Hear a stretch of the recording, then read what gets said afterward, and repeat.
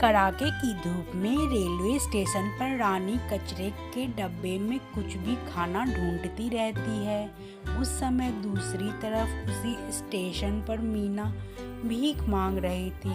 तभी मीना और रानी एक दूसरे के आमने सामने आ जाती हैं और दोनों कच्चे आम पर चला जाता है जो एक आदमी बेच रहा था। दोनों उस आम को देखने लगती है और अपने पुराने दिनों को याद करने लगती है। तब वो सोचती है कि वो पहले कैसी थी और अब कैसी हो गई हैं। ये दोनों एक दूसरे का मुंह देखती रहती हैं। एक छोटे से घर में रानी और मीना अपने माता पिता के साथ रहते थे। रानी के जो पिता थे वो बहुत बीमार रहते थे। उन सबको खाने के लिए भी खाना भी नहीं होता था और बीमारी का इलाज कराने के लिए तो पैसा तो था ही नहीं। देखो, गरीबी ही गरीबी, हर जगह गरीबी ही गरीबी। बीमारी बढ़ने के कारण रानी की पिता की मृत्यु हो जाती है। दोनों बेटी के साथ माँ सड़क पर आ जाती है। हाथ में तो फूटी कौड़ी नहीं है। दोनों बच्चों को भूख के मारे रो रहे हैं। अब मैं क्या करूं? रानी की माँ रेलवे स्टेशन की तरफ निकल जाती है और वहाँ पर जो एक आदमी था जो आम बेच रहा था उसे वो देखते रहती है। तब उसकी माँ सोचती है क्यों ना वो भी अपना पेट चलाने के लिए कुछ ना कुछ तो करना पड़ेगा। अब उसे ऐसा करना चाहिए कि उसे भी आम बेचना चाहिए। रानी की माँ की नज़र एक पेड़ पर पड़ जाती है जो आम से बहुत ही ज़्यादा लदे हुए थे और वह छिपकर उसमें सारे आम को चोरी कर लेती है और उस आम के टुकड़े करके नमक मिर्च लगाकर रेलवे स्टेशन पर बेचने लगती है। कच्चे आम के टुकड़े ले लो, कच्चे आम के टुकड़े ले लो, आइए बाबू आइए, मीठे खट्टे आम खाइए, आम ले लो भाई ले लो, कच्चे आम के टुकड़े ले लो। ये ऐसे भर दिन वो बहुत चिल्लाते रहती है और रेलवे स्टेशन पर घूमते रहती है, आम के टुकड़े बेचते रहती है। ले लो भाई ले लो, आम के टुकड़े ले लो।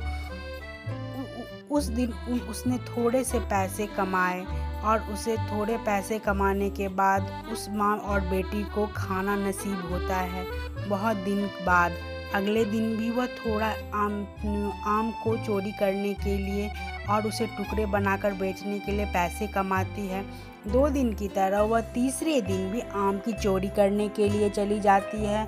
वह पेड़ के पास जैसे ही जाती है यह सोचकर कि उसे कोई नहीं देख रहा है, लेकिन वहाँ मौजूद उस बगीचे का जो मालिक है रानी की माँ को रंगों हाथे पकड़ लेता है और बगीचे के मालिक रानी की माँ को पेड़ में बांध के देता है और उसे चाबुक से मारने के लिए जैसे ही हाथ उठाता है तो उसकी बेटियाँ छोड़ दो मेरी मम्मी को, बगीचे के मालिक के पैर पकड़ लेती है।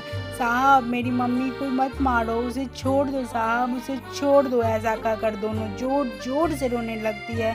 साहब तब उसकी माँ कहती है कि हम खाने के लिए मैंने चोरी की है, खाने के लिए पैसे नहीं हैं, बच्चों को खिलाने के लिए पैसे नहीं हैं, खाना खाए हमें बहुत दिन हो गया इसीलिए मुझे चोरी करना पड़ा। लेकिन मालिक ने उसकी एक ना सुनी, फिर भी उसे मारने के लिए जैसे ही हाथ उठाए तभी उसकी पत्नी बगीचे में आ जाती है और कहती है छोड़ दीजिए ना, जो हो गया सो हो गया, कह रही है गलती हो गया तो उसे छोड़ दीजिए, इसके 2 मासूम बच्चे हैं,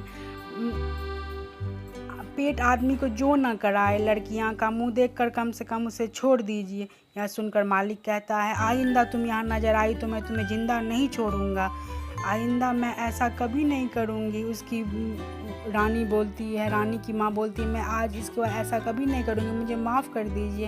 दोनों बेटियों को ले कर माँ जैसे ही बाहर निकलती रहती है तो मालिक की बीवी बोलती है कि ये ले लो आम, जाकर अपने बच्चों में बांट देना और कभी चोरी मत करना। रानी की माँ उसे लेकर जैसे ही अपने घर पहुँचती है और आम को काट कर दोनों बच्चों को खिलाती है। दोनों बच्चे जब आम खा लेते हैं तो बरामदे में जाकर उसके बीज को फेंक देती है और रोती रहती है कि कैसे उसके दिन और समय आ गए हैं जिसके कारण उसके बच्चे को खाना भी नसीब नहीं होता है। जैसे ही फिर सुबह होता है, जैसे ही वो बाहर आती है तो देखती है कि उसने जिस बीज को बाहर फेंका था उसमें बहुत बड़े बड़े आम लगे हुए हैं। रात भर में ही वो पेड़ में इतने आम लग गए हैं कि उसे देखकर तीनों माँ बेटी बहुत खुशी ने फूले समाते हैं और सोचते हैं कि आज से उसकी किस्मत बदल गए।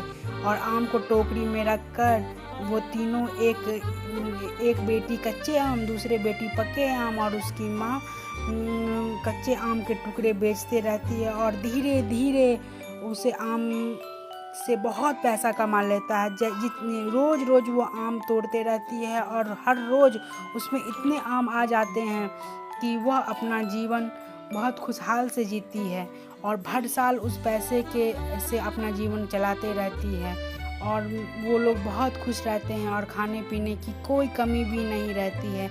ऐसे ही कुछ समय बीत जाता है और ऐसे ही समय बदलता रहता है। अब जो रानी और मीना है अब वो बड़े हो गए हैं, लेकिन अब उसकी माँ सीता बीमार रहने लगी है। एक दिन सीता अपनी बेटियों को कहती है कि मेरे पास तो कोई जायदाद नहीं, कोई ज़मीन नहीं जो मैं तुम दोनों को बांटूं, लेकिन हाँ तुम तो जानती ही हो कि हमने अपना जीवन कैसे जिया है, इसीलिए मैं तुम्हें कुछ नहीं दे सकती। बस हम लोगों ने अपना जीवन काटा है, इसीलिए ये जो एक घर और ये आम का पेड़ सिर्फ ज़मीन और जायदाद के हिसाब से तुम दोनों को मैं देती हूँ और इसी से तुम्हें अपना जीवन आगे बढ़ाना पड़ेगा और सफल होना पड़ेगा। और सीता की मृत्यु हो जाती है। एक दिन मीना रानी से कहती है, माँ की अंतिम इच्छा यह थी कि इस घर और पेड़ का इस्तेमाल करके हमें सफल होना है। तब मीना कहती है कि हाँ, हमें भी अपना हिस्सा मिलना चाहिए, तुम्हें घर चाहिए या पेड़। तब रानी बोलती है कि आधे घर और आधे पेड़ से क्या होगा, यदि हिस्सा चाहिए तो दोनों में हिस्सा होना चाहिए। तब मीना कहती है ठीक है कि मैं ये घर और ये पेड़ बेचकर मैं शहर जाना चाहती हूँ। लेकिन वो बोलती है कि तुम जो शहर जाओगी ये पेड़ और घर बेचकर तो तुम्हें कितना ही पैसा मिलेगा, मुझे कितना भी पैसा मिले तुम्हें उससे क्या है, मुझे इस जायदाद और पेड़ में और घर में बराबर का हिस्सा चाहिए। दोनों में बहुत देर तक बहस हो जाती है।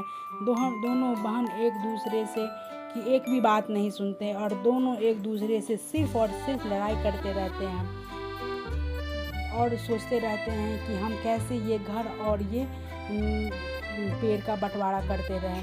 ऐसे में मीना जाती है और बहुत गुस्से में बाहर निकल जाती है और पेड़ की टहनियों को काटने लगती है। काटते रहती तब रानी को बहुत गुस्सा आ जाता है। रानी भी क्या करती है, उसको रोकने की कोशिश भी करती है, लेकिन मीना रुकती नहीं है। तब रानी बहुत ही गुस्से में आकर उस घर में आग लगा देती है। जब आग से उसका घर भी जल जाता है और आम के पेड़ भी गिर जाते हैं। बिना सोचे समझे दोनों बहनों में जो ये झगड़ा का जो रूप था वो बहुत भयानक हो जाता है। दोनों बहन बिना सोचे समझे जो काम करते हैं जिसकी वजह से वो दोनों रोड पे आ जाते हैं और भीख मांगने तक की नौबत आ जाती है।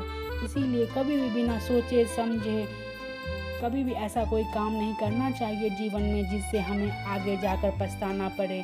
कभी भी दो भाई बहनों में या दो बहनों में या दो भाइयों में कभी लड़ाई नहीं करना चाहिए और अपना जीवन अच्छा से भाई बहन के साथ बिताना चाहिए। इसीलिए बिना सोच समझ के ज़िंदगी में कोई भी काम नहीं करना चाहिए जिसका फल सिर्फ नकारात्मक ही होता है।